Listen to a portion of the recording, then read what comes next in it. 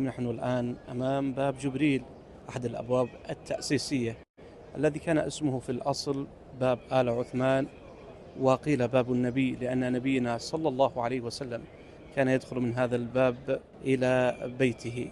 هذا الباب يعتبر أقرب باب إلى الروضة الشريفة.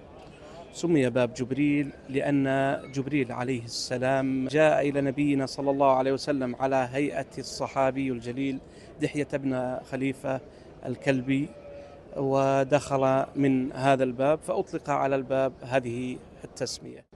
الباب مجدد بهذا الشكل الذي نراه، يعلوه الطغمة العثمانية وتعلوه الآية الكريمة: فإن الله هو مولاه وجبريل وصالح المؤمنين والملائكة بعد ذلك ظهير.